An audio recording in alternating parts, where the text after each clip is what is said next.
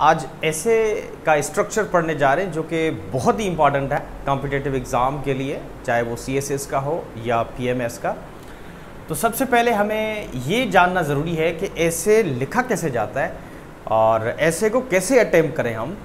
सबसे पहले तो ऐसे का स्ट्रक्चर लाजमी आना चाहिए, उसके बाद ही हम ऐसे को अटेम्प्ट कर सकते हैं। तो ऐसे के टोटल 3 पार्ट्स होते हैं। तो पहला पार्ट क्या होता है, इंट्रोडक्शन होता है, और उसके बाद जो पार्ट स्टार्ट होता है वो होता है बॉडी पैराग्राफ होते हैं। उसके बाद जो लास्ट वन है वो कंक्लूजन हम इस्तेमाल करते हैं। तो ये भी जानना ज़रूरी है कि हमने इंट्रोडक्शन के पैराग्राफ के अंदर कौन कौन सी चीज़ों को ज़्यादा फोकस करना है। तो मैं आज आपको इंट्रोडक्शन के पार्ट में जो इंट्रोडक्शन का पैराग्राफ है उसमें कौन कौन सी चीज़ें लिखनी है वो मैं आज मैं आपको बता रहा हूँ। तो देखें, हमने ऐसे का कोई टॉपिक उठाया, अगर वो हिस्टोरिकल पर्सपेक्टिव से ऐसे है जैसे कि वार ऑन टेरर है, तो हमने अगर इस टॉपिक को लिखना है तो उसका छोटा सा 1-2 सेंटेंस के अंदर हिस्टोरिकल बैकग्राउंड देना लाजमी समझते हैं। तो अगर आप 9/11 के बाद वाला जो सिलसिला जारी है या उसके बाद जो मूवमेंट्स हुई हैं हिस्टोरिकल बैकग्राउंड के पॉइंट ऑफ व्यू से आप ये दे सकते हैं। और उसके बाद ऐसे का जो पार्ट है वो अटेंशन कैचर जो है आप पैराग्राफ के इंट्रोडक्शन में ये लिख सकते हैं। अब कैसे, कोई कोटेशन दे दे या कोई सेइंग दे दे या कोई एनेक्डोट जो है कहानी यानी कि कहावत कोई होती है उसको आप 1-2 सेंटेंस के अंदर लिख लें।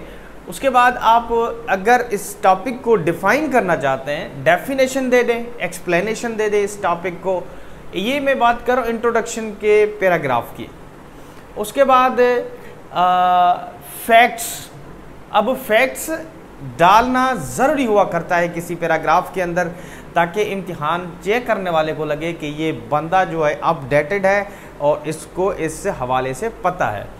उसके बाद स्टैटिस्टिक्स जो है फैक्ट्स और फिगर्स में आ जाती हैं, रेफरेंस आ जाए या कोई फैक्ट या रिपोर्ट हुआ करती है।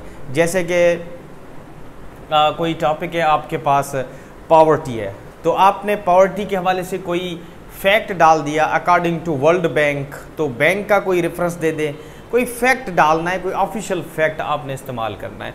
उसके बाद थीसिस स्टेटमेंट, कुछ एसेस्ट कहते हैं कि थीसिस स्टेटमेंट जो है लास्ट में दे दें, कुछ कहते हैं आप थीसिस स्टेटमेंट इनिशियल स्टेज के अंदर दे दें।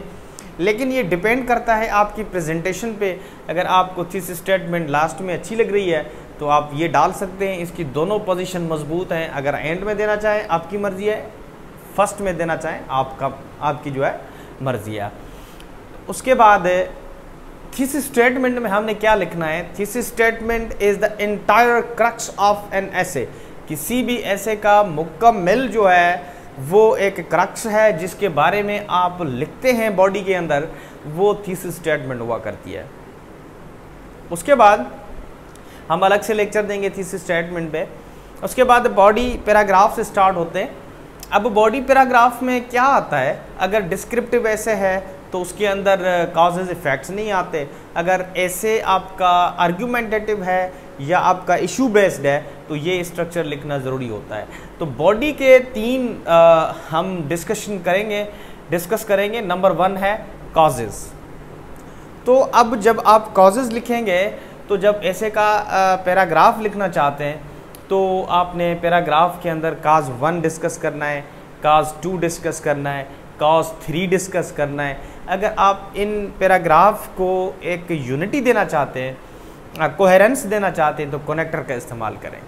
कनेक्टर डाल के एक पैराग्राफ लिख लिया, फिर दूसरा पैराग्राफ ट्रांजिशनल डिवाइस जिसको कहते हैं कनेक्टर, आप वो उससे कर लें। अगर वो कंट्रास्ट वाले पैराग्राफ्स हैं तो कंट्रास्ट में दे दें, अगर वो आपके एडिशनल हैं तो एडिशन में दे दें।